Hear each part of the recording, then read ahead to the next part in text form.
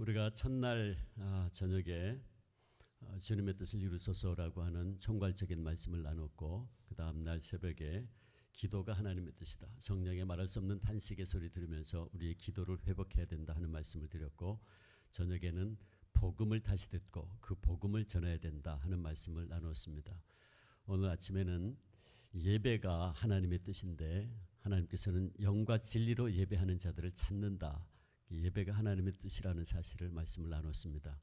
오늘 저녁엔 마지막 시간인데 사명에 대해서 함께 말씀을 나누겠습니다. 우리에게 주어진 사명을 잘 감당해야 된다, 이것이 저와 여러분을 향하신 하나님의 뜻인데, 여러분이 잘 알고 있는 미국의 제35대 대통령이었던 존 F 케네디가 저격당하기 얼마 전에 만찬회에서 행한 인상 깊은 연설이 하나 있습니다. 케네디는 그 연설에서 우리 모두가 다 개척자 정신을 가지고 살아야 된다라고 하면서 마지막에 이런 말을 합니다. 여러분 우리 모두는 역사의 법정에 설 때가 있게 될 것입니다. 여러분은 그때에 그 자리에서 4가지의 질문을 받게 될 겁니다. 첫째, 당신은 용감한 사람이었습니까? 둘째, 당신은 현명한 판단을 했습니까? 셋째, 당신은 당신이 맡은 일에 성실을 다했습니까? 넷째, 당신은 그 하는 일에 전적으로 헌신을 했습니까? 그는 이 연설에서 사람들에게 참으로 용기 있게 살았는지, 아니면 적당히 타협하면서 비겁하게 살지는 않았는지, 또 현명하지 못한 판단으로 인해서 후회스러운 일은 없는지, 내가 맡은 일에 정말 성실을 다했는지, 그리고 그 일을 위해서 전적으로 희생과 헌신을 했는지 물어보라고 요청했습니다. 한마디로 그는 그 연설에서 우리가 역사의 수레바퀴를 이끌어가는 사명자로 살아야 한다 하는 것을 강조했습니다. 그런데 정말 역사를 돌이켜보면 하나님께서는 이렇게 자신에게 주어진 일이 무엇이든지 간에 그가 처한 상황 속에서 용기 있게, 지혜롭게, 성실하게 희생과 헌신을 하는 그런 사명자들을 사용하셔서 역사를 이끌어 오셨습니다. 자기에게 주어진 일이 힘들고 어렵다고 해서 불평하고 피하거나 때로는 적당히 타협하면서 살았던 사람들은 결코 하나님의 도구로 쓰임받을 수 없었죠. 여기 오늘 우리에게 주신 하나님의 말씀에도 보면 너무나도 척박한 환경에 홀로 남겨진 채 사명을 부여받는 한 사람을 만날 수 있습니다. 그는 우리가 잘 알고 있는 디도입니다. 디도는 유대인이 아니었죠. 이방 사람이었습니다. 헬라 사람이었습니다. 그런데 바울을 통해 복음을 전해 듣고 다 바울의 믿음의 양육을 통해서 그는 잘 성장해서 바울의 믿음의 아들이 되어 있었습니다. 오늘 보면 4절 보면 바울이 디도를 향해서 너는 나의 참 아들이다 라고 하는 말씀을 하죠. 우리가 성경을 읽어보면 디도가 바울이 힘들고 어려운 선교 여행을 하는 동안 줄곧 함께 다니면서 바울의 사역을 도왔던 모습을 볼 수 있습니다. 그리고 바울도 디도에게 종종 매우 중요한 임무를 맡기곤 하는 모습을 볼 수 있어요.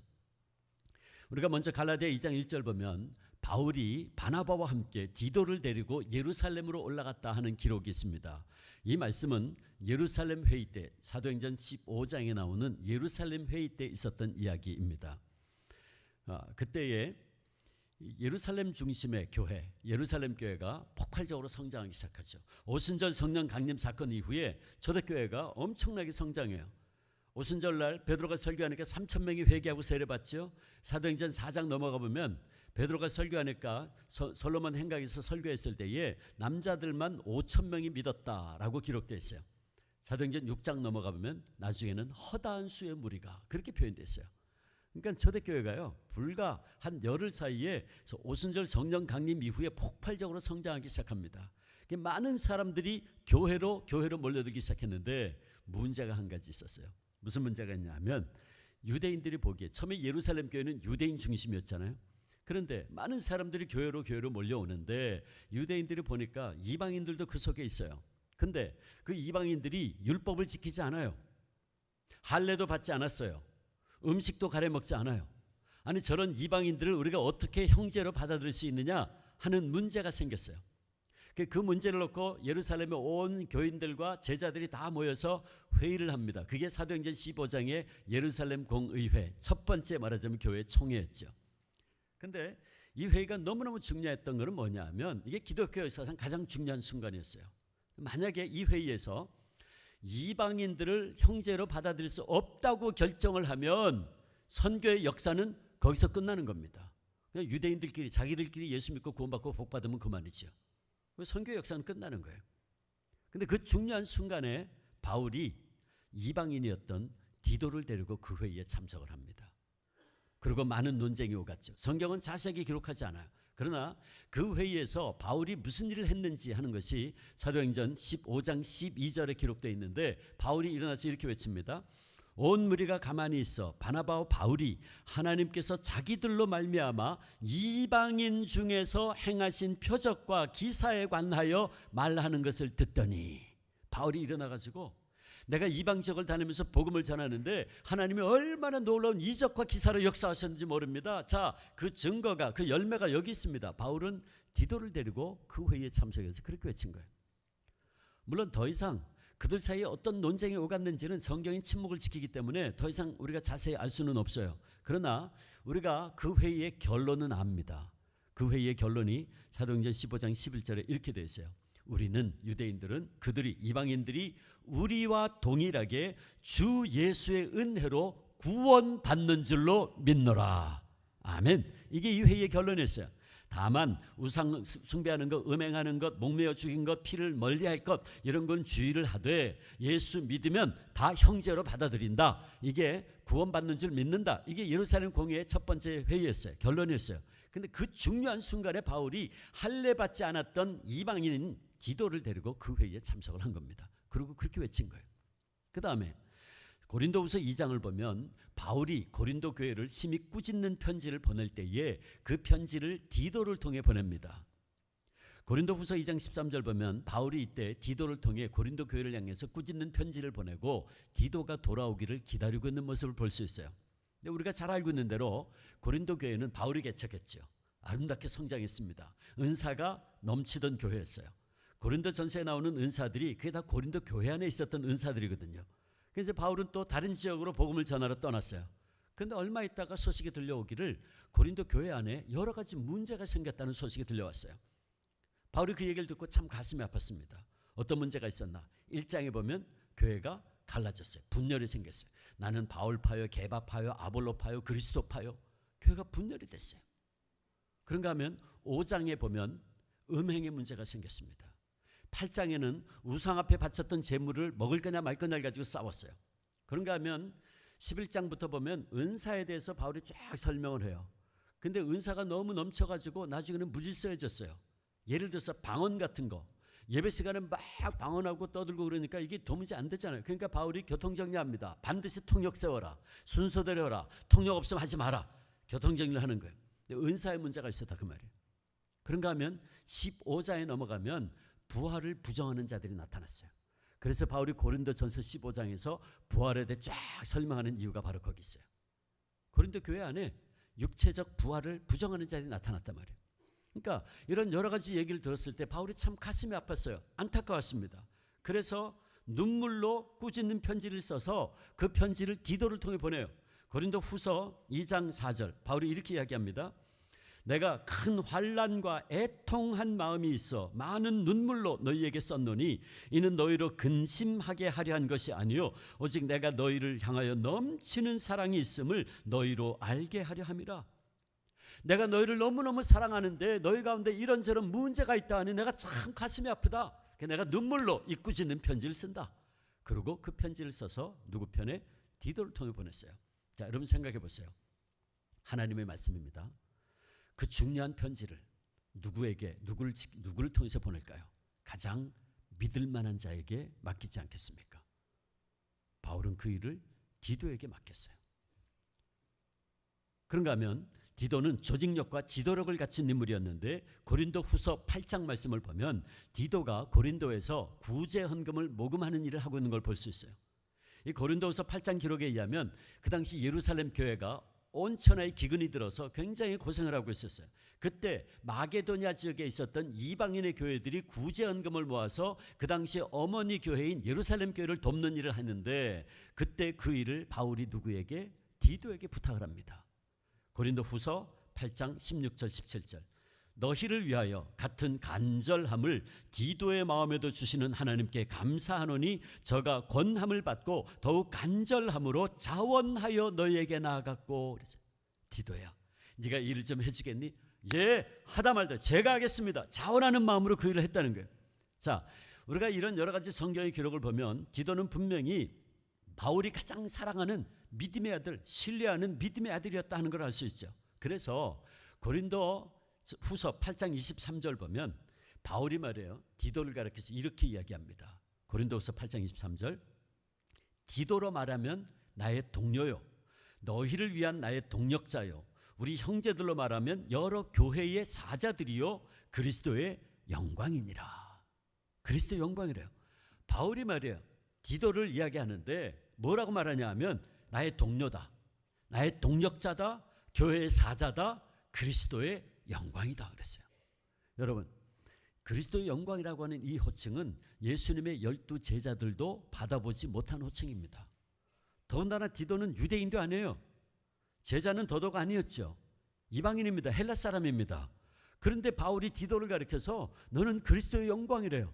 그러니까 우리가 이 호칭 하나만 봐도 바울이 디도를 얼마나 끔찍하게 생각했는지, 얼마나 바울이 디도를 자랑스러워한 믿음의 아들이었는지 하는 걸 알 수 있죠. 나의 동료요, 동력자요, 교회의 사자요, 그리스도의 영광이래. 그리스도의 영광이래. 자, 그런데 문제는 그렇게 자랑스럽고 사랑스러운 믿음의 아들 디도를, 자, 오늘 본문 1장 디도서 1장 5절에 보면 그레데라고 하는 것을 보내면서 바울이 그 보낸 이유를 오늘 1장 5절에 이렇게 이야기합니다. 내가 너를 그레데에 남겨둔 이유가 있는데 그건 뭐냐? 남은 일을 정리하기 위함이다 그랬어요. 남은 일을 정리하기 위함이다. 옛날 개역 성경은 부족함을 바로잡기 위함이다 그렇게 번역했어요. 그러면 부족함을 바로잡는다, 남은 일을 정리한다, 이건 무슨 뜻일까요? 우리가 바울의 이 말씀을 이해하려면 그레데라는 곳이 어떤 곳인가를 알 필요가 있어요. 이 성경에 나와 있는 그레데는 도대체 어떤 곳이었나? 제가 오늘 4절과 5절만 읽었지만 오늘 본문은 1장 전부입니다. 디도서 1장 전부인데 디도서 1장을 쭉 읽어보면 이 그레데가 어떤 곳인지 아는 걸 알 수 있어요. 1장 10절 보면 그레데는 복종치 않는 자들이 많은 곳이다. 헛된 말을 하는 자가 많은 곳이고 속이는 자가 많은 곳이다 그랬어요. 특별히 할례당이 교회를 어지럽히는 것이었고 11절 보면 그들은 더러운 이익을 구하는 자들이었다 그랬어요. 뿐만 아니라 가정을 무너뜨리는 자들이 많은 곳이다 그랬어요. 그러니까 한마디로 그레데는 어떤 곳이었냐 하면 골치 아픈 곳이었어요. 문제가 많은 곳이었습니다. 기록에 의하면 이 그레데 사람들은 술꾼들이고 무례하고 거만하고 믿을 수 없고 거짓말을 잘하고 탐욕스러운 자들이었다 그랬어요. 헬라 말에 크레티조라는 말이 있습니다. 크레티조가 무슨 말이냐면 속이다, 사기친다 그런 말이에요. 이 속인다, 사기친다라는 말, 크레티조라는 말에서 크레데라는 말이 온 거예요. 우리말 성경은 그레데로 번역을 한 거죠. 그러니까 이름이 담겨 있는 뜻이 뭐냐 하면 사기꾼이 넘치는 곳이다 그 말이에요. 그 동네 이름이, 지역 이름이 사기꾼이 넘치는 곳이다. 그 지역에 사기꾼이 얼마나 많았으면 그런 이름이 붙여졌을까요? 여러분, 우리가 어떤 지역에 이름을 붙일 때 보면 그 지역에 가장 특색 있는 걸 가지고 이름을 붙이는 경향이 있어요. 제가 부산은 잘 모르겠어요. 근데 서울에는 아주 옛날에 차가운 물이 흐르던 동네가 있었던 것 같아요. 냉천동이 있습니다. 냉천동. 큰 바위들이 있었던 곳이 있는 것 같아요. 후암동, 바위 함자가 들어있어요. 응암동. 그러니까 우리가 어떤 지역의 이름을 정할 때에 그 지역을 가장 특색 있는 거, 기억하기 쉽게 이름을 짓는 경향이 있어요. 세종시, 서울에서 내려다보면 KTX 타고 내려다 보면 세종시 여기 이름이 뭔지 아세요? 오송역입니다. 오송역. 제가 언젠가 물어봤어요. 여기가 왜 오송역이냐 그랬더니 옛날에 거기에 큰 소나무가 5그루가 있었대요. 그래서 오송역이 된 거예요. 그러니까 우리가 어떤 지역에 이름을 붙일 때 그 지역에 특색 있는 걸 가지고 이름을 붙이는 경향이 있죠. 그레데, 사기치는 곳이다 말. 사기꾼이 얼마나 많았으면 사기치는 곳이, 동네 이름이 사기치는 곳이에요. 그러니까 그 이름 하나만 봐도 이 그레데가 얼마나 험한 곳이었나 하는 걸 알 수 있죠. 그래서 디도서 1장 12절에도 보면 옛날에 그레데의 어떤 선지자가 말하기를 그레데 사람들은 항상 거짓말장이이고 악한 짐승이며 배만 위하는 게으름뱅이라 하니 그 말이 옳다, 그 말이 맞다 그랬어요. 고대 저술가인 폴리비우스라는 사람이 있었는데 그 사람이 이런 말을 남겼어요. 탐욕과 허세가 그레데 토양에 본래부터 뿌리 내리고 있으므로 그들은 어떤 식으로 수입을 얻든지 상관하지 않는 유일한 백성이다 그랬어요. 그러니까 한마디로 그들은 자신의 배를 채우기 위해서는 거짓말하고 사기치고 심지어는 다른 사람을 해쳐서라도 내 배만 채우면 그만이다라고 말하는 사람들, 그게 바로 그레데 사람들이었다는 거예요. 자, 그렇다면 이것이 그레데 현실이었다면 바울이 말해요, 디도를 가리켜서 이렇게 말해야 되지 않을까요? 상식적으로 생각한다면 바울이 사랑하는 아들 디도에게 이렇게 말해야 될 것 같아요. 아들아, 디도야, 내가 그 험한 곳에서, 그 골치 아픈 곳에서 너를 끄집어낸 데는 이유가 있어. 그렇게 말해야 될 것 같아요. 그렇지 않은가요? 아들아, 디도야, 내가 너를 그 어려운 곳에서 끄집어낸 데는 이유가 있다. 그렇게 말해야 될 것 같아요. 근데 바울이요, 반대로 얘기했어요. 제가요, 서울의 응암동에서 한 번은 집회를 하고 있었는데, 그때가 언제냐면 제가 지금 정확하게 기억은 안 나요. 2011년인가? 그 일본의 저 원전 그 쓰나미 때문에 터진 그때입니다. 그 응암동에서 한 교회에서 집회를 하고 있는데, 그때 이제 수목금 3일을 집회를 했어요. 금요일 날 마지막 시간이었습니다. 오늘같이 마지막 시간이었는데, 이제 목사님하고 저녁 식사를 하고 담임 목사님 방에 와서 집회 시간을 기다리고 앉아서 잠깐 대화를 하고 있는데, 바깥에서 누가 막 문을 두드리는 거예요. 문을 열었더니 그게 권사님이에요. 그 권사님이 막 놀란 얼굴로 목사님 큰일 났습니다 하는 거예요. 그래서 이게 도대체 무슨 큰일이 났길래 그러나 했더니, 왜 그러시냐 그랬더니, 지금 일본에 지진이 나가지고 막 쓰나미가 몰고 오고 그랬는데 지금 그 원전이 터지고 지금 난리가 났습니다 막 그러는 거예요. 그래가지고 그걸 몰랐어요. 집회 중간이니까 뭐 텔레비 볼 시간도 없고 뭐 TV 킬 뭐 이유도 없고, 그런데 지금 뉴스에 나오고 있으니까 목사님 보라는 거예요. 그 목사님 방에 TV가 하나가 큰 게 있어가지고 TV를 딱 켰더니 키자마자 어떤 장면이 나오냐면 그 쓰나미가 마을 휩쓸고 지나가는 그 장면이 보이는 거예요. 처음에는 저하고 목사님이 놀래가지고 이게 무슨 종말에 관한 영화의 장면인가 그랬어요, 처음에는. 근데 그 장면을, 그 시커먼 그 물이 말이에요, 그 마을을 휩쓸고 지나가는 거를 계속 TV가 반복해서 보여주고 있었던 거였어요. 그런데요, 문제는 뭐냐 하면 그 권사님이 막 팔을 동동 구르면서, 목사님 어떻게 하면 좋아요, 어떻게 하면 좋아요. 왜 그러시냐 그랬더니, 그 권사님 따님이 그 쓰나미가 휩쓸고 지나간 그 지역에 살고 있다는 거예요. 아무리 집에 전화해도 전화 안 받는데, 핸드폰도 안 된대. 목사님 어떻게 하면 좋아요, 어떻게 하면 좋아요. 발을 동동 구르는 거예요. 여러분, 자식이 오지에 사지에 있는데 그 자식 끄집어내려고 하는 게 그게 부모의 마음 아닌가요? 그런데 보세요, 바울은 오늘 그레데 그 험한 곳에 디도, 내가 너를 거기에 남겨둔 이유가 있다. 옛날 성경은 떨어뜨려둔 이유가 있다고 번역했어요. 반대로 얘기했다고요. 디도야, 내가 널 그 험한 곳에 남겨둔 이유가 있다. 내가 널 그레데에 남겨둔 이유가 있다. 반대로 얘기했어요. 그리고 디도도, 아버지 날 왜 이렇게 험한 곳에 두십니까? 날 좀 후방으로 빼주시지 왜 날 이렇게 최전방에도 날 이렇게 고생시키십니까? 원망하지 않았어요. 여러분, 바로 여기에 오늘 우리가 들어야 될 하나님의 메시지가 있어요. 여기에 믿음의 비밀이 담겨 있습니다. 그게 뭔 줄 아세요? 그것은 바로 우리는 오늘 칭찬과 긍정적인 것은 별로 없고 문제로 가득한 곳에 아들처럼 사랑하는 디도를 그곳에 남겨둔 이유가 있다고 말하는 바울의 음성을 오늘 우리를 향하신 하나님의 음성으로 들을 수 있어야 한다는 사실입니다. 하나님께서 우리들도 문제 있는 곳에 남겨두신 데는 이유가 있다는 거예요. 그게 뭘까요? 남은 일을 정리하게 합니다 그랬어요. 바울은 언젠지 모르지만 그레데를 방문해서 거기에 교회를 개척했어요.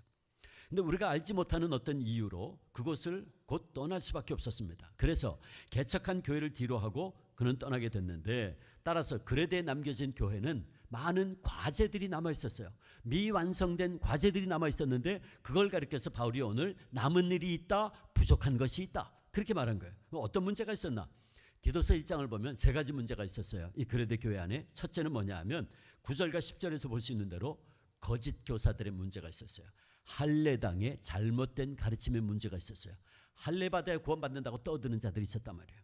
그래서 14절 보면 바울은 그들을 가리켜서 할례받아야 구원받는다고 떠드는 유대인들의 허탄한 이야기를 전하는 자들이다. 그리고 14절 계속 보면 진리를 배반하는 자들이다 그랬어요. 오직 예수 그리스도를 믿음으로 말미암아 구원받는다라고 하는 복음의 진리를 배반하는 사람들이다 말이에요. 거짓 교사들의 문제가 있었어요. 두 번째 문제는 교회를 계속해서 든든히 세워가는 데 있어서 필요한 기둥 같은 존재들인 장로들, 즉 교회의 리더십, 지도자들을 세워야 하는 일이 남아 있었어요. 교회를 개척했어요. 곧 떠날 수밖에 없었어요. 아직 리더십을 못 세웠어요. 그래서 6절에 보면 장로는 어떤 사람이 되어야 된다 설명합니다. 7절, 8절, 9절은 감독, 오늘날 목사는 어떤 사람이 되어야 된다 하는 걸 더 자세히 설명하고 있는 이유가 바로 여기 있어요. 아직 리더십을 못 세웠거든요. 그런가 하면 세 번째, 보다 심각한 문제가 하나 있었는데 16절에 보면 이런 말씀이 있어요. 이 그레데 교인들 가운데 어떤 사람들이 있었냐 하면 하나님을 시인해요. 입으로는 시인해요. 그런데 행위로는 부인하는 자들이 있었다는 거예요. 말로는 나 예수 믿습니다. 나 교회 나갑니다. 나 교회 집사입니다. 권사입니다. 장로입니다. 목사입니다. 말은 나 예수 믿습니다라고 하는데 삶을 보니까 하나님의 뜻을 따라 살지 않아. 자기 마음대로, 자기 뜻대로, 자기 고집대로, 자기 정욕대로 살아. 그래서 행위를 통해서, 삶을 통해서는 하나님을 부인해. 말로는 교회 나간다 그러고 나 신자입니다. 말은 아는데 삶을 보니까 하나님을 안 믿어. 자기밖에 안 믿어. 자기 뜻이 최고야. 하나님을 시인하나 행위로는 부인하는 자들이 있었다. 그들은 어떤 자들인가? 복종치 아니하는 자들이고 16절 보면 모든 선한 일을 버리는 자들이다 그랬어요. 디도는 이런 부족한 모습들, 이런 남겨진 문제들을 바로잡기 위해서 문제 많은 그레데에 남겨진 겁니다. 사랑하는 산성교회 성도 여러분, 그렇다면 이제 또 우리 얘기를 좀 해볼까요? 오늘 저와 여러분에게는 그레데가 어디 있겠습니까? 여러분이 어떻게 느낄지 모르지만 저는 그런 생각을 해봤어요. 제게 있어서 그레데는 어디일까? 저는 세 가지 생각을 했어요. 첫째는 오늘 우리가 살고 있는 우리 조국 한반도가 여기가 그레데구나. 저 그런 생각이 듭니다. 요즘 우리나라 이 사회 돌아가는 모습을 보면 우리가 살고 있는 한반도가 그레데구나. 전 그런 생각이 들어요. 언젠가 신문 사설에서 우리나라가 지금 우리 민족에 크게 세 가지 문제가 있다 정리를 했더라고요. 잘 정리를 했더라고요. 첫째는 이 민족을 공격하고 있는 분열과 갈등의 문제. 우리는 지금 남과 북으로 남남으로도 얼마나 갈라져서 싸우고 있는지 말이에요. 세대 간의, 계층 간의, 지역 간의, 있는 자 없는 자 간의 생각과 사상이 다르다고 해서 촛불 세력, 태극기 세력 해가지고 얼마나 갈등하고 싸우고 있는지 몰라요. 지금 우리 민족을요, 이 갈등의 영이 얼마나 공격하고 있는지 모릅니다. 그 다음에 두 번째는 물론 저 이북과의 관계에서는 문제죠. 특별히 저 북한의 핵 문제. 어제 오늘 김정은이가 중국 가가지고 대화하고 그랬다는데 앞으로 이제 어떻게 될지 모르겠어요. 근데 저 북한의 핵 문제는 정말 심각합니다. 그 장거리 미사일 문제. 저거요.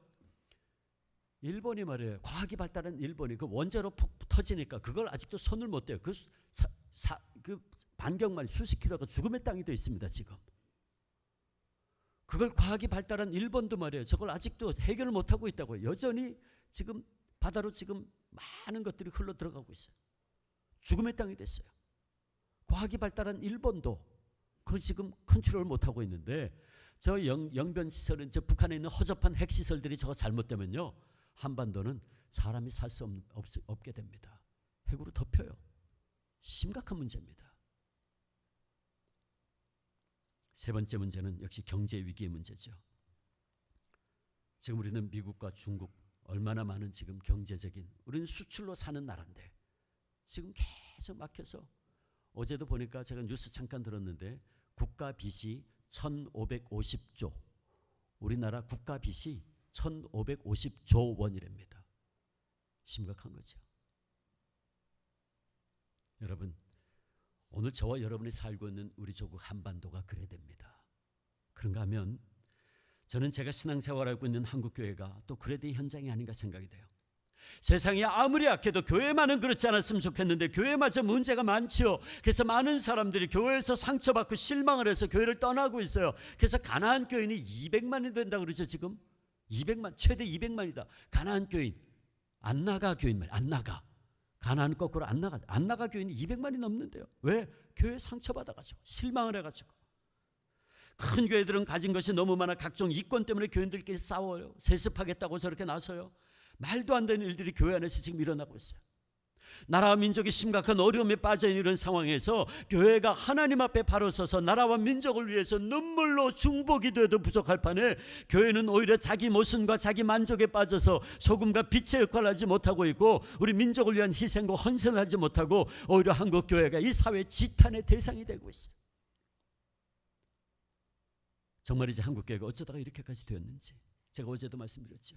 김구 선생이 경찰서 100개 세우는 것보다 교회 하나 세우는 게 더 낫다고 그랬는데, 우리 초대교회는 인구의 1%밖에 안 됐는데, 초대교회는 영광스러운 교회였는데, 우리는 오늘 지금 언제부터인지 말이에요, 교회에서 예수 그리스도의 이름을 대체하는 것들이 생겨나기 시작했어요.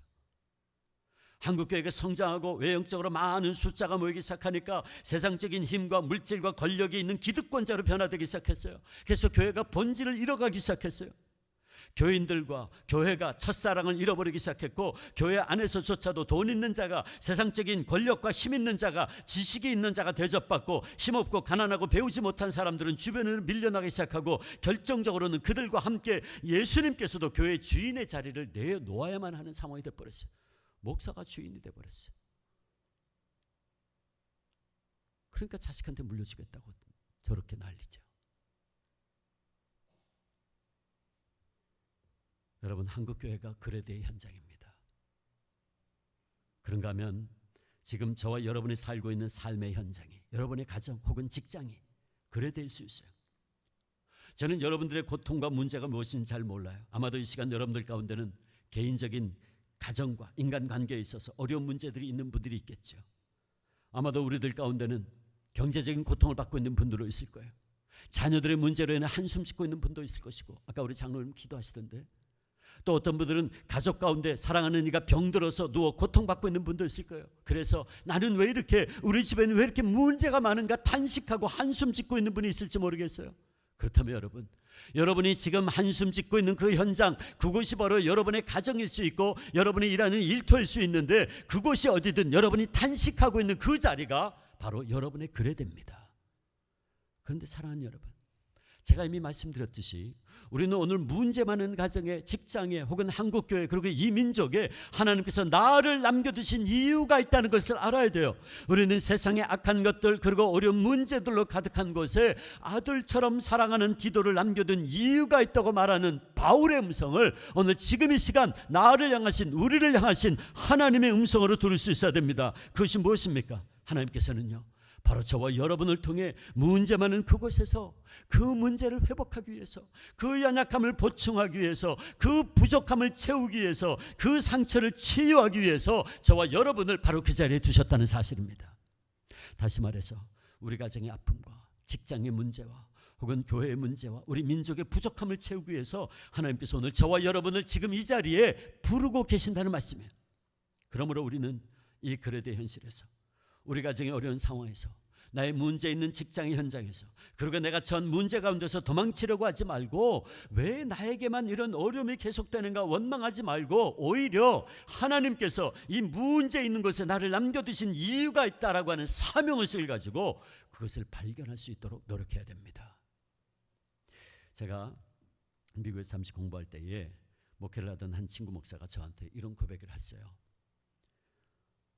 주 목사, 내가 참 부끄러운 고백이 있다. 저와 같이 유학을 갔어요. 박사과정 공부를 하다가 교회를 개척하게 됐는데 교회가 막 성장하기 시작하는 거예요. 그래서 학업을 중단하고 목회에 전념하게 됐습니다.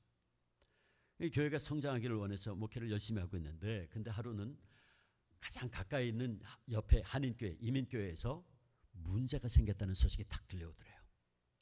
근데 제 친구 목사 하는 얘기가, 내가 참 부끄러운 고백이 있다. 근데 뭐냐 하면, 옆에 있는 교회, 이민교회에 문제가 생겼다는 얘기를 딱 들었을 때 제일 먼저 자기 머릿속에 생각나는 건 뭐였냐 하면, 아, 이번 기회에 우리 교회 교인 수 좀 늘겠구나, 그 생각이 들었다는 거예요. 여러분들이 아마 이민교회를 경험해서 아실 거예요. 이민교회가 이상하게 갈라지고 다툼이 많습니다. 서로 싸워요. 그럼 갈라져. 그러면 막 싸우는 거 보기 싫으니까 이꼴 저꼴 보기 싫은 사람들은 교회를 막 떠나거든요. 그럼 떠나면 이제 그 다음부터 이 교회도 가보고 저 교회도 가보고 소위 처치 쇼핑을 하러 다니는 거예요. 이제 제 친구 목사 그걸 아니까, 그 가까운 교회에서 다툼이 생겼다 그러니까, 아, 그러면 이제 거기에 다투는 거 싫으니까 좀 우리 교회로 오는 사람들 있겠구나, 그 생각이 제일 먼저 들었다는 거예요. 그러면서 문제를 잘못 보고 있는 자신을 깨닫고 하나님 앞에 회개했다는 거예요.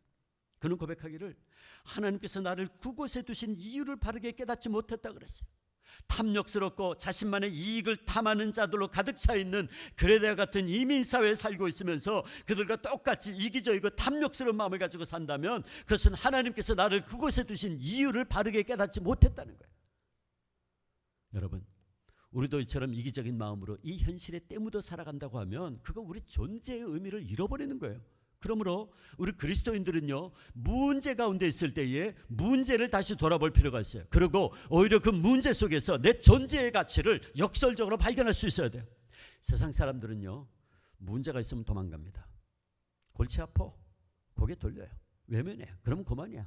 왜? 모든 것이 다 해프닝이니까, 그냥 우연히 저절로 일어난 사건들이니까 내가 그 자리에 피하면 그만이에요. 이게 믿음 없는 사람들의 모습입니다. 이게 안 믿는 세상 사람들의 모습이에요. 신앙인의 모습이 아니죠. 우리 신앙인들은 오히려 문제 가운데서 내 존재의 의미를 역설적으로 발견하는 사람들이 되어야 된다. 왜? 사랑하는 여러분, 제가 분명히 말씀드리지만 우리 그리스도인들에게 있어서 일어나는 어떤 일도 우연은 없습니다. 우연은 없어요. 우리에게는 오직 하나님의 섭리, 하나님의 뜻만 있을 뿐입니다. 세상의 모든 것은 지금 이 순간에도 하나님의 섭리와 하나님의 주권에 의해서 움직여져요. 여러분, 이 하나님의 섭리와 주권 사상을 철저하게 믿고 고백하는 것, 그게 바로 신앙인이지요. 그렇다면 생각해 보세요. 여러분, 지금도 우주 역사 3남한상이 다 우연히 저절로 이루어진다고 생각하세요? 그러면 하나님의 섭리는 어디 갔어요? 하나님의 주권은 어디 있어요? 하나님의 뜻은 어디 있습니까? 만약에 우리가 이 하나님의 주권에 대한 신앙을 잃어버린다면 우리의 신앙은 헛것입니다. 우리의 신앙은 헛것이에요. 그러므로 우리에게 일어난 어떤 일도 우연은 없다. 따라서 우리는 우리에게 일어난 그 어떤 일들 속에서 그 일이 때로는 어렵고 힘들다 할지라도, 그 일이 내게 너무나 괴로운 일이라 할지라도 우리가 제일 먼저 생각해야 될 것은 하나님께서 왜 나를 그곳에 두셨는가, 그걸 먼저 생각하셔야 돼요. 하나님이 왜 나를 이 어려운 상황에 두셨는지 그걸 먼저 생각하셔야 돼요. 그리고 그 속에서 우리가 역설적으로 내 사명을 발견할 수 있어야 돼요. 이것이 하나님의 주권을 믿는 신앙인의 바른 자세입니다. 저는 여러분들이 지금 구체적으로 어떤 상황에 처해 있는지 몰라요. 그러나 여러분들이 어떤 상황에 처해 있든지 간에 문제 많은 그곳에서 그 문제를 회복하기 위해서, 그 부족함을 채우기 위해서, 그 연약함을 보충하기 위해서, 그 상처를 치유하기 위해서 하나님께서 저와 여러분을 그곳에 두셨다는 사실을 기억하셔야 돼요. 이것이 하나님 부름받은 하나님의 주권을 믿는 신앙인의 바른 모습입니다.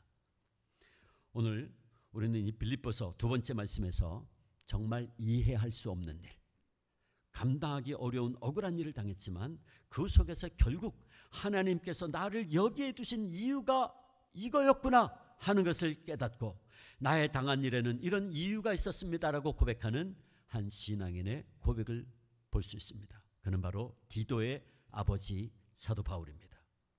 오늘 빌립보서에서 볼 수 있는 바울의 고백은 이해할 수 없는 고난 속에서 하나님의 섭리를 깨달은 귀한 깨달음의 신앙 고백입니다.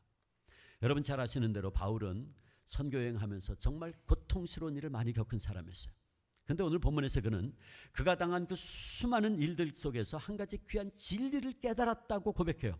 그 고백이 나의 당한 일이 오히려 복음의 진보가 되었습니다 라는 고백이에요. 여러분, 이 고백이 얼마나 의미 있는 고백인지 몰라요. 우리가 빌립보서 전부를 읽어보면 바울이 말하고 있는 나의 당한 일은 그가 지금 로마의 감옥에 갇혀 있는 걸 말해요. 바울은 아무런 죄도 없이 로마의 감옥에 쇠사슬에 묶인 채 지금 고통을 당하고 있습니다. 그러므로 바울이 지금 말하고 있는 나의 당한 일은 로마의 감옥에 갇혀 있는 거예요. 그런데 바울은 로마의 감옥에 갇히기 전에 이미 빌립보 감옥에 갇혀 2년 재판을 받은 적이 있어요. 로마 시민권자였던 바울이 황제에게 상소를 합니다. 그래서 로마의 감옥에 끌려와서 또 2년이라는 세월을 보내요.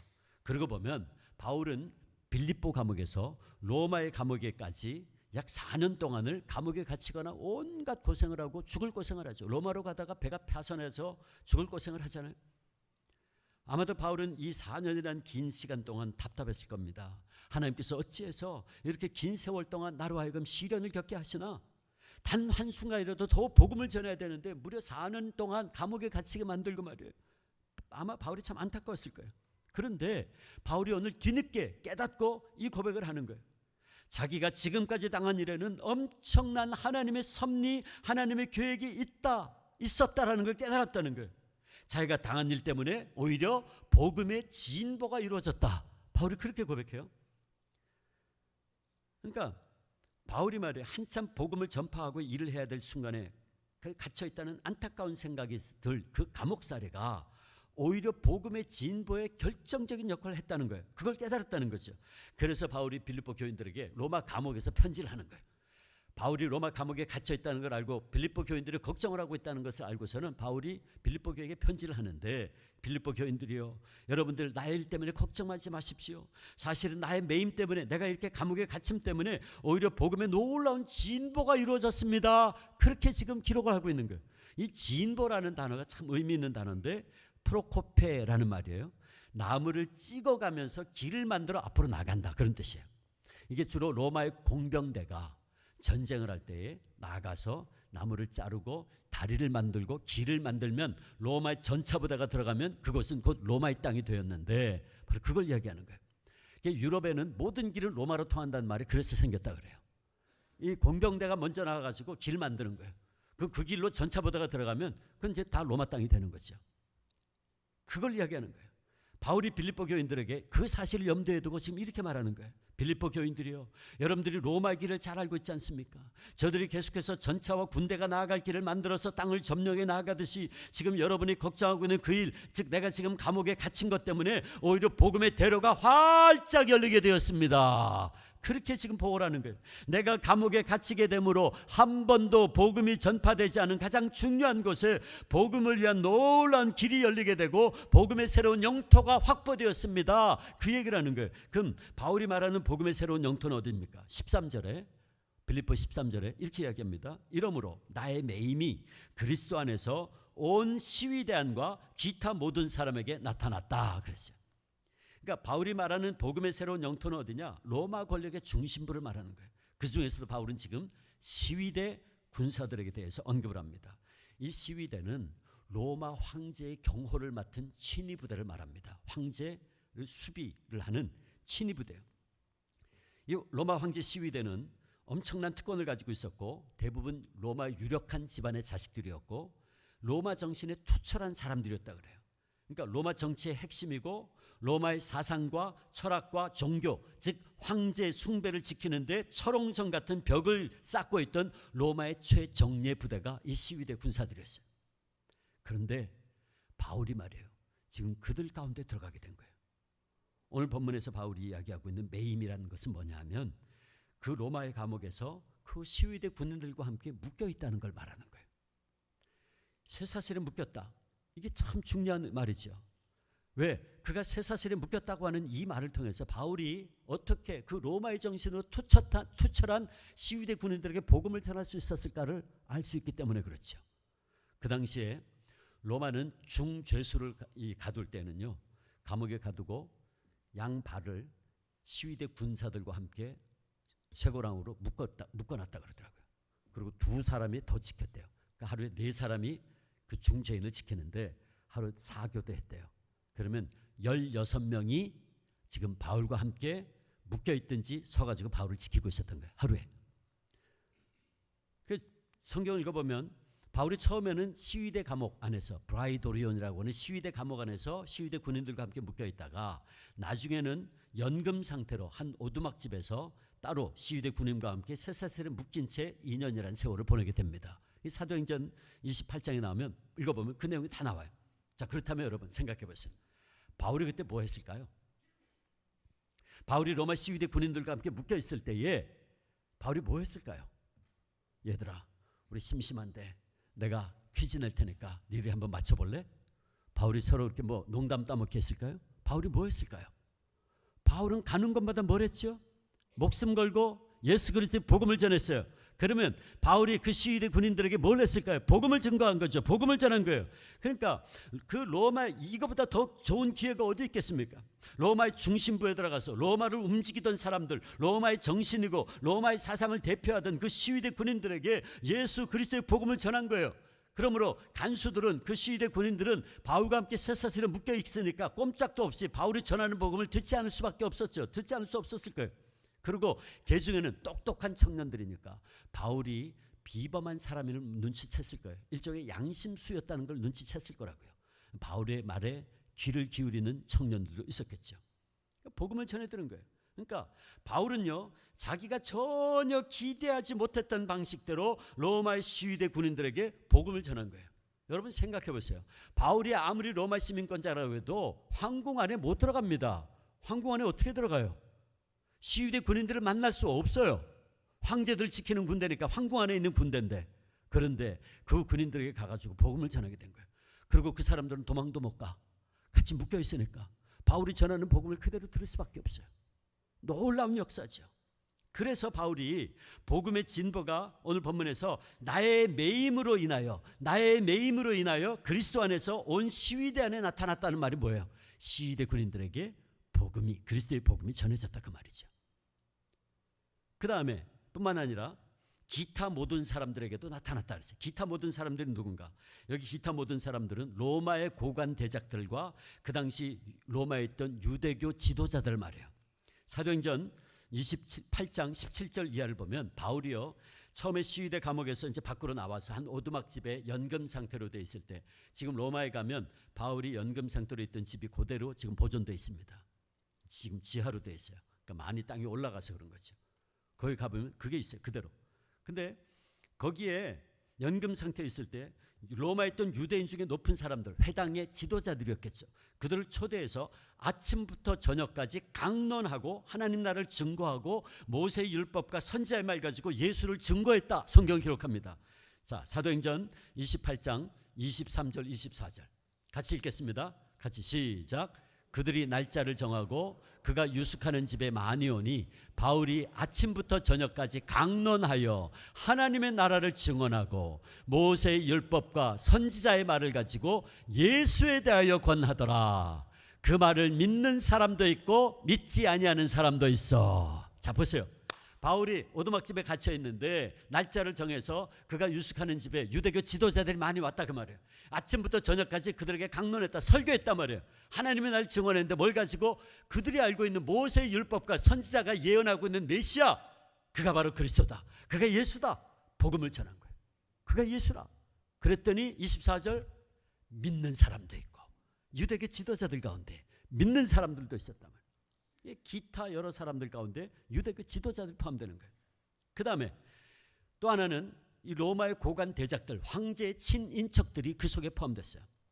바울은 이때 쇠사슬에 묶인 상태에서 2년 동안 세월을 보내면서 로마 법정에서 재판을 받았어요. 근데 로마의 법정은요, 그 당시 피고가 자기를 변론할 수 있는 기회를 줬다 그래요.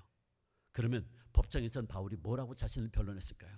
여러분, 나는 죄가 없습니다, 난 억울합니다, 살려주세요, 그랬을까요? 바울은 담대하게 황제 앞에서도 복음을 전했을 겁니다. 여러분, 분명히 그래요.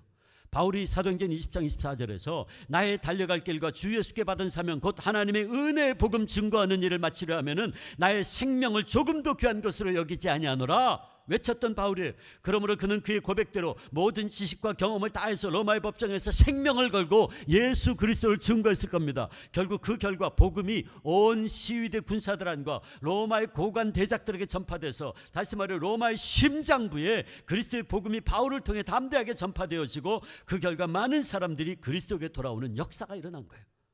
여러분, 야사에 의하면 그때 로마의 법정에서 재판받는 바울의 비범한 모습을 눈여겨본 로마의 많은 귀족들이 로마의 감옥에, 나중에 바울이 혼자 거처하고 있는 그 집에 찾아왔다 그래요. 한밤중에 예수님을 찾아온 니고데모처럼 로마의 고관들이 밤중에 바울을 찾아와서 그가 전하는 복음의 내용을 더 듣기를 원했다는 거예요.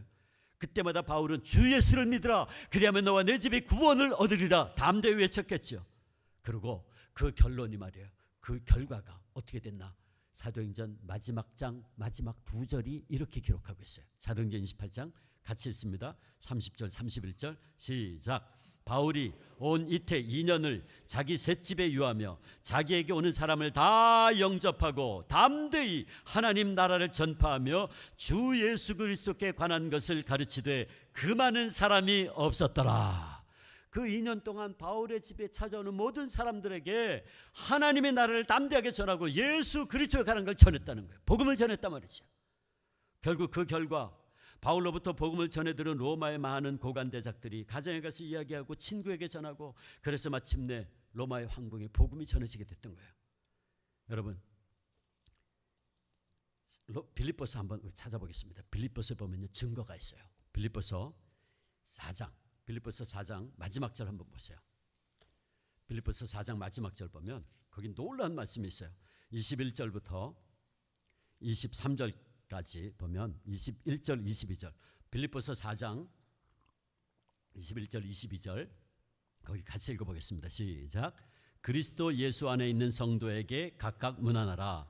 나와 함께 있는 형제들이 너희에게 문안하고 모든 성도들이 너희에게 문안하되 특히 가이사의 집 사람들 중 몇이니라. 아멘. 자, 보세요. 바울이 로마의 감옥에서 지금 빌립보 교회를 향해서 편지를 쓰는 겁니다. 옥중서신이죠. 편지를 쓰는데 이제 다 인사를 하는 거예요. 편지 끝난 다음에 성도에게 문안 인사하는 거예요. 마지막에 인사하는데, 나와 함께 있는 형제들, 로마의 형제들이 빌립보 교회 너희들에게 문안하는데, 22절, 모든 성도들이, 로마에 있는 성도들이 너희 빌립보 교인들에게 문안하되 특별히 가이사의 집 사람들 중 몇이니라. 가이사의 집 사람 누굽니까? 황제의 집 사람. 누구죠? 황제의 친인척.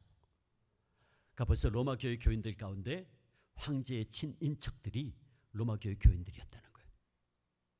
그래서 그들도 빌립보 교인 여러분들에게 문안 인사를 합니다. 바울이 순교하기 전에 이미 바울을 통해 복음을 전해 듣고 황제의 친인척들이, 가이사의 집 사람들이 로마 교회 교인이 되어 있었던 거예요. 분명히 알 수 있죠?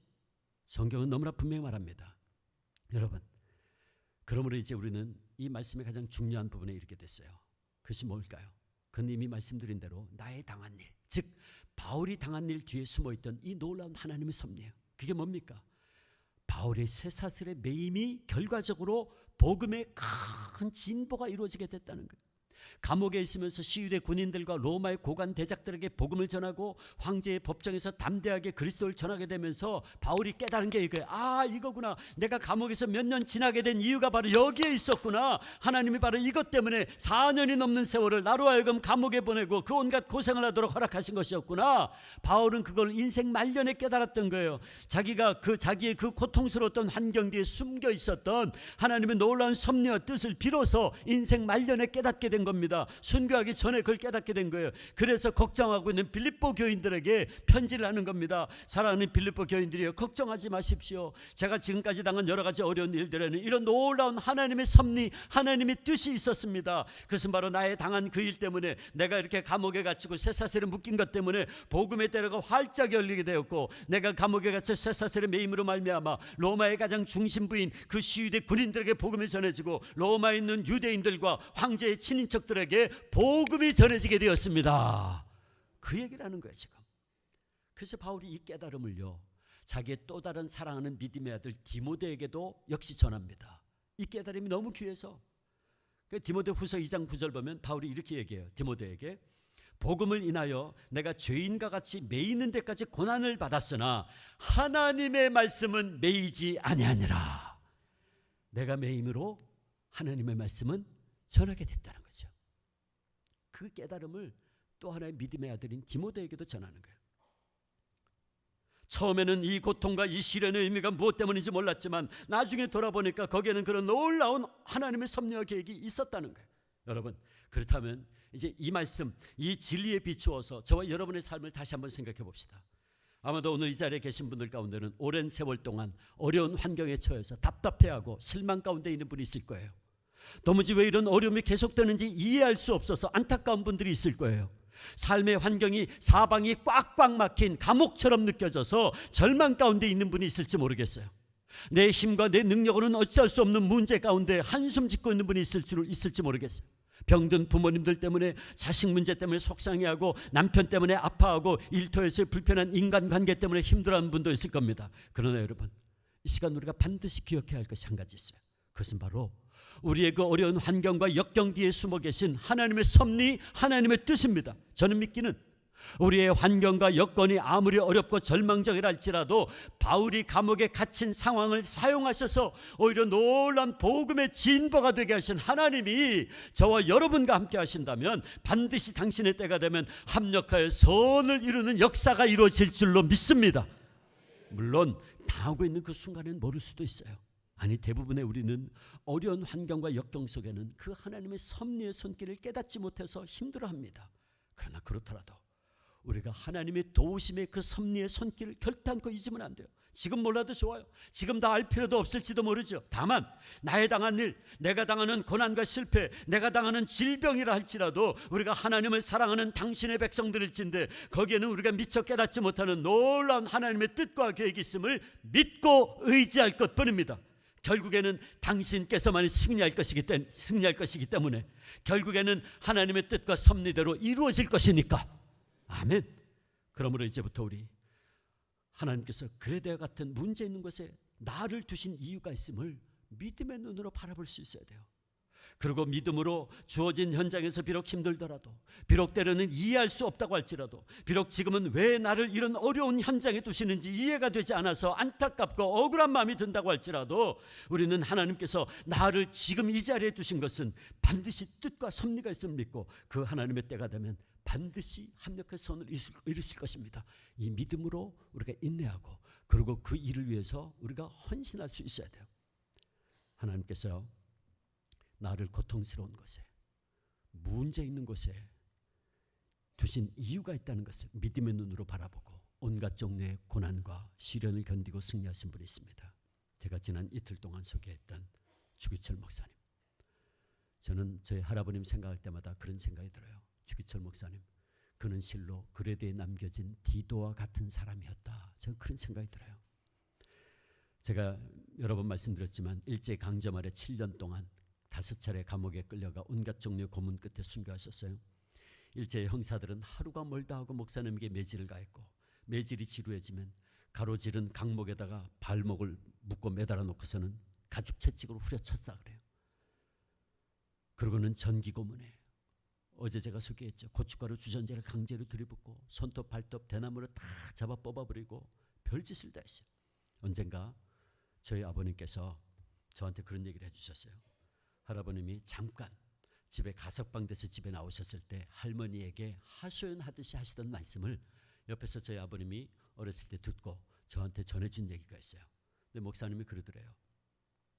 정말 견디기 힘든 고문이 2가지가 있다고 그러시더래요. 그러니까 당신 아내니까 무슨 말인들 다 아시잖아요. 그러면서 정말 견디기 힘든 고문이 2가지가 있다 그러더래요. 여러 가지 고문을 당했는데 그중에 2가지는 정말 견디기 힘들더라. 그러면서 뭐라 그러시냐면, 하나는 잠을 안 재우는 고문. 그게 그렇게 힘들었대요.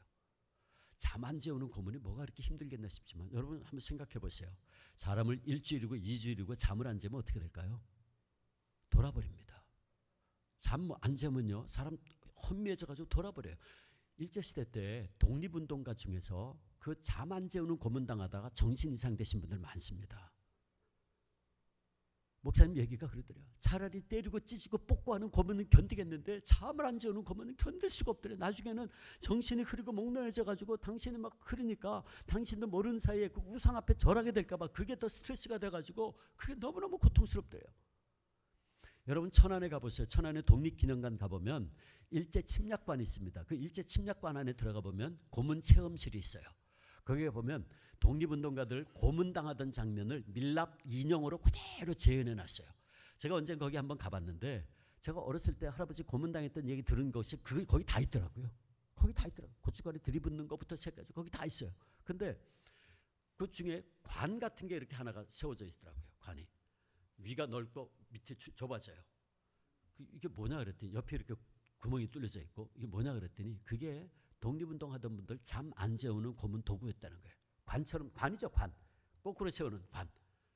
그럼 독립운동가들이 거기다 딱 집어넣어 놓고서는 이런 무릎도 못 꿇죠. 이렇게 서 있어야 되는 좁은 공간에 서 있으면 옆에 뚫려 있어요. 그쪽에다가 쑤시는 거예요. 쇠꼬챙이를 쑤시는 거예요. 자기들은 번갈아가면서 자면서 그 안에 집어넣고 잠을 안 재우는 거죠. 그 고문 당하다가 정신 이상 된 분들이 많다는 거예요. 그 목사님이 그 잠 안 재우는 고문은 너무너무 고통스럽더라. 또 한 가지가 일본 사람들 정말 잔인했어요. 목사님은 아랫도리를 빨개 벗겨놓고요, 널판지에 올려놓고 꽁꽁 묶었어요. 꽁꽁 묶은 다음에 무슨 짓을 했냐 하면 아랫도리를 빨개 벗겨놓고서 손가락 하나 못 움직이게 딱 묶어놓고서는 무슨 짓을 했냐면 새꼬챙이를요, 목사님 요도에다가 쑤셔놨어요. 상상해 가세요. 남자의 생식기에다가 새꼬챙이를 쑤셔놓은 거예요. 목사는 그 고문 당할 때면 칼로 아랫도리를 저면에 듯한 그런 극심한 통증에 기절을 하기를 하루도 여러 번 하셨다는 거예요. 그 고문 당할 때는 그냥 엉엉 울고 기절하고, 그 나중에는요, 그 고문 당하고 나면 한 달이고 두 달이고 감옥 안에서 소변을 볼 수가 없어가지고 그 고통에 바닥을 벌벌 기어다녔다는 거예요. 차라리 그 고문 당할 때는 차라리 제 생명 빨리 거두어가 달라고 울부짖었다 그러더라고요. 그런 고문은 계절도 없이 7년간 계속되었는데 특별히 겨울은 견디기 힘든 세월이었다 그래요. 한 번은 할머니 면회 가셨는데 솜을 넣은 바지 저고리를 넣어드렸더니 목사님이 그 옷을 받으시다가 잠깐 인상을 찌푸리면서 제발 옷 속에 솜 넣지 마시오 그러더래요. 영하 20도 내려가는데 저희 할머니가 솜이라도 넣은 옷을 입으셔야죠. 동상 걸리고 살이 썩고 그러면 죽는데 어떡하려고 그러십니까? 그랬더니 목사님이 이렇게 대답하셨어요. 내가 일일이 설명을 해야만 알겠소. 내가 입을 열면 엄살이 될 것 같아 말하기가 싫었습니다. 고문이 끝난 뒤에 돌아올 무렵이면 내 옷은 피에 흠뻑 젖습니다. 그 피가 두툼한 솜에 스며들어서 마르지를 않습니다. 피에 젖어 축축한 옷 밑에서 터진 살이 자꾸 골무면 고름이 흐르고 피와 고름이 섞여서 얼어붙으면 그것이 칼처럼 다시 내 살을 찢습니다. 고문 끝에 기절을 하면 일제가 양동이로 찬물을 띄었는데 그 찬물이 옷에 배어서 피와 고름과 함께 얼어붙으면 나는 옷 얼음판 위에서 떨게 되는 거예요. 그러니 제발 솜 넣지 마시오. 내 한마디 더 하니까 고문 끝에 감방으로 돌아가면 간수가 하루도 콩밥을 저 문 입구에 식구통, 조그마한 식구통이 있어서 그 식구통에 콩밥을 껴주면 그거를 내려서 먹어야만 합니다. 때로는 차라리 그걸 먹지 않고 단식을 해서 그냥 죽고 싶은 생각이 한두 번이 아니었지만 그러나 그것도 하나님 뜻이 아니기에 그럴 수도 없습니다. 그러나 내가 그 콩밥을 먹으려면 뭉그러진 내 육체를 바로 세울 수가 없어서 언제나 기어서 다가가야 되고, 그럴 때마다 시멘트 바닥에 쓸리는 피가 엉킨 채 얼어서 뻣뻣한 옷이 내 상처를 또 쑤셔 놓아서 그것이 터지고 피고름이 흐르면 밥을 먹는 고통이 또 하나의 고문이 되고 맙니다. 그러니 제발 솜 넣지 말라는 거예요. 솜 넣지 않으면 피가 흘러도 시멘트 바닥으로 다 흘러버릴 것이고 그들이 물을 끼얹어도 나중에 쉽게 마를 테니 차라리 추위를 견디는 게 더 낫습니다. 미안합니다. 내 이런 말 하지 않으려고 했지만 당신이 이곳 형편을 너무 모르는 것 같아 부득불 얘기했어. 목사님 평소에 감옥에 갇혔을 때도 뒷손이 뒤로 묶인 채 수갑이 채워져 있었어요. 수갑 끝에는 쇠고랑이 달려있고 쇠고랑 끝에는 큰 쇳덩어리가 달려있었는데 그 쇳덩어리가 1000근 무게였대요. 그 한 번 움직이려면 뼈만 남은 어깨가 뒤로 제껴져가지고 너무 고통스러운데 식사 시간에 대해서 저 식구통에다 조그만 식구통에다 콩밥 끼워주면 그걸 먹으려면 이렇게 해서 그걸 질질 끌고 가야 되는 거예요. 무릎으로 끌고 가가지고 그걸 입으로 떨어뜨려서 그걸 개처럼 핥아 먹어야 되는 거예요. 손으로 먹을 수도 없어요.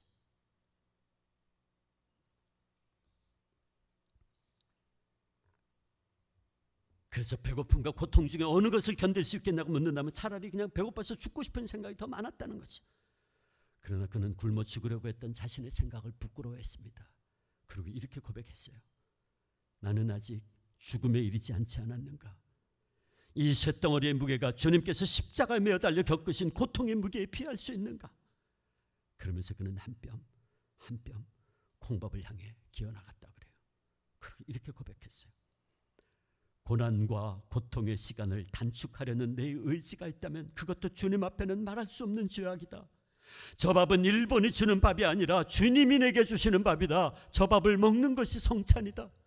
이 시간은 일본이 내게 주는 고난의 시간이 아니라 주님이 나와 함께 하시는 시간이다. 저 밥을 먹고서야 주님과 더 가까워질 수 있다. 나를 기념하라 하시며 떡과 포도주를 나누어 주신 주님의 뜻은 주님이 겪으신 모든 것 잊지 말고 간직하라는 뜻이 아닌가. 예수님, 그분이 겪으신 수치를 기억하기 위하여 나는 저 밥을 먹어야 된다. 예수님, 그분의 참혹한 처형과 십자가에서의 죽음을 내 영혼과 내 몸에 새겨넣기 위해서 나는 이 쇠사슬을 이끌고 저 밥을 향해 나아가 개처럼 혹은 다른 더 천한 짐승처럼 나는 저 밥을 먹어야 된다. 주님, 나 같은 것에게도 이런 일을 허락하십니까? 나 같은 것도 주님의 지옥에 감히 참여케 하십니까? 그는 이렇게 고백하면서 쇠사슬과 쇠덩어리에 짓눌려 뼈를 으스러 들어가며 그 콩밥 덩어리를 입으로 물어다가 한 입 한 입 눈물과 함께 씹었다고 합니다. 십자가의 죽음을 당할 수밖에 없었던 예수님의 생애를 더듬으면서 자신에게도 그 길을 갈 수 있는 놀라운 특권을 주신 주님의 사랑에 오히려 감격해하면서 말이죠. 그렇게 고문당하다가 한 번은 일제가 회유작전으로 목사님을 가석방시킨 적이 있었어요. 그때 소식을 듣고 달려가신 저희 할머니가 할아버지에게 하신 첫 마디는 이거였어요. 승리요, 승리요. 목사님 혹시 타협하고 나오는 거 아닙니까? 그런 질문이었죠. 목사님께서 사흘 말미를 받았습니다. 그때 저희 할머니가 또 이렇게 얘기했다 그래요. 목사님, 그러면 다시 가셔야 됩니다. 어머님 아이들 걱정은 마시고 다시 가셔서 신앙을 지키시고 순교하십시오. 목사님은 조선교회의 미랄이 되어야 됩니다. 목사님 맡으시는 일은 그뿐입니다. 조선교회가 많은 열매를 맺도록 하실 의무를 주님께서 목사님에게 주신 것 잊지 마십시오. 목사님이 순교하셔야 조선교회가 무너지지 않습니다. 목사님이 순교하셔야 조선교회가 굳굳이 서 있을 수 있습니다. 목사님 결코 살아서 이 붉은 벽돌 나오면 안 됩니다. 언젠가 저희 할머니께서 그때 그 순간을 회상하면서 저희 선친께 이렇게 말씀하신 적이 있어요. 아들아, 그것은 그때 내 목소리가 아니었어. 분명히 내가 말하고 있었는데 내 귀에 들려오는 건 내 목소리가 아니야. 그리고 내가 준비한 말도 아니었어. 마치 누군가가 시켜서 써준 문장을 술술 읽듯이 흘러나오던 그 말은 내 생각, 내 뜻이 아니었어. 성령께서 그 순간에 사모님을 통해 목사님에게 그렇게 말씀하신 것이었죠. 그리고 그때 저희 할머니께서는 계속해서 울면서 이렇게 말씀했다 그래요. 목사님 용서하세요. 목사님 용서하세요. 다만 며칠이라도 제가 대신할 수만 있다면 이 곤욕을 대신 치르고 싶습니다. 목사님, 그런 어찌하겠습니까? 내일 모레 다시 가야 한다면 가셔야지요. 목사님이 일본 앞에 두 손을 드는 것은 산정현교의 패배요 조선교의 항복입니다. 아니지요. 조선 그리스도인 전부의 항복입니다. 이제는 누가 뭐래도 목사님은 일본 천황과 영적 전투를 시작한 겁니다. 사탄과의 싸움이 시작된 거죠. 당당히 나가 싸우셔야죠. 그리고 목사님도 염려하지 말라고. 처음에는 내가 주님의 십자가를 지고 있는 줄 알았는데 이제 와서 보니 주님의 십자가가 나를 지고 있다고. 그러므로 나는 승리할 수 있을 겁니다. 내 결코 살아서 이 붉은 벽돌 나가지 않을 겁니다. 그리고 그는 다시 감옥으로 들어가셨고 7년 동안의 고문과 고난을 견디고 순교하심으로 승리했습니다. 그분의 시신을 모시고 왔을 때 많은 사람들이 울고 있었어요. 그때 저희 할머니께서, 사모님께서 이렇게 얘기했습니다. 여러분, 지금은 울 때가 아닙니다. 지금은 울 때가 아닙니다. 이제부터 우리가 기도해야 하는 때가 왔습니다. 주기철 목사님은 나약하고 힘이 모자라서 그리고 무식해서 죽은 것이 아닙니다. 당연히 말해야 될 때 벙어리가 될 수 없어서, 당연히 가야만 할 길을 도망치거나 피해가고 싶지 않아서, 당연히 죽어야만 할 시간에 살아남아 있을 수가 없어서 그는 죽음을 택한 것뿐입니다. 그리스도와 함께 십자가를 지는 사람만이 그리스도와 더불어 영광을 누릴 수 있습니다. 목사님의 승리를 우리가 당당히 누리려면 이제부터 우리가 기도해야 됩니다. 조선교회의 앞날을 위하여 기도해야 할 일만 남았습니다. 소리내어 울지 마십시오. 지금은 울 때가 아닙니다. 지금은 울 때가 아닙니다.